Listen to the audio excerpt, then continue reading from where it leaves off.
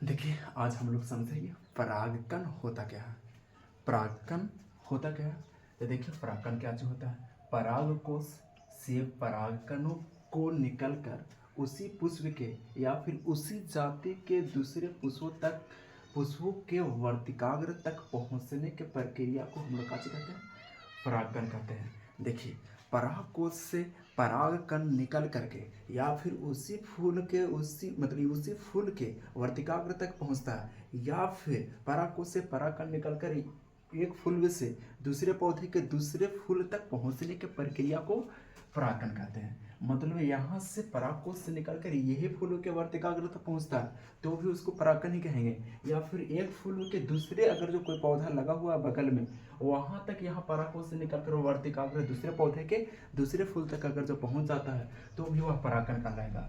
लेकिन वह प्रक्रिया को हम अलग अलग परागकण कहते हैं। जैसे देखिएगा, परागकण जो होता है दो प्रकार से होता है। एक स्वपरागकण होता है और दूसरा पर परागकण होता है। स्वपरागकण किसे कहते हैं? देखिए, स्वपरागकण किसको कहेंगे?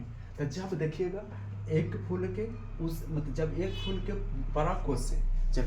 परागकोश से उसी फूल के वर्तिकाग्र तक पहुंचता है। मतलब होगा क्या चीज कि जब एक फूल है और एक फूल है तो उसी फूल के परागकोश से निकलकर वही फूल के वर्तिकाग्र तक पहुंचता है। मतलब एक ही फूल रहेगा और एक ही फूल रहेगा तो एक फूल से परागकोश से परागकण निकलकर उसी फूल के वर्तिकाग्र तक पहुंचता है तो उसको हम लोग कैसे बोलेंगे? स्वपरागकण बोलेंगे। मतलब इसमें स्वपरागकण होने के लिए एक ही फूल काफी है, ठीक है। और दूसरा का जो है क्या है? परपरागकण है। ये और इजी है। मतलब इसे समझने के लिए क्या जरूरी है? तो देखिए, एक फूल है और एक फूल के परागकोश से निकल करके, परागकोश से क्या निकलेगा? तो परागकण निकलेगा। एक फूल के परागकोश से निकल करके दूसरे पेड़ के दूसरे फूल के, मतलब दूसरा पेड़ लगा रहेगा और दूसरा पेड़ के फूल में परागकोश से निकल करके उसमें चला जाता है तो उसको हम लोग परपरागकण बोलेंगे। मतलब इसमें दूसरा पौधा होना चाहिए परपरागकण होने के लिए, ठीक है। तो ये समझने का चाहिए, परागकोश से परागकण निकलकर दूसरे पौधे के दूसरे फूल तक जाने की प्रक्रिया को क्या बोलते हैं? परपरागकण बोलते हैं, ठीक है।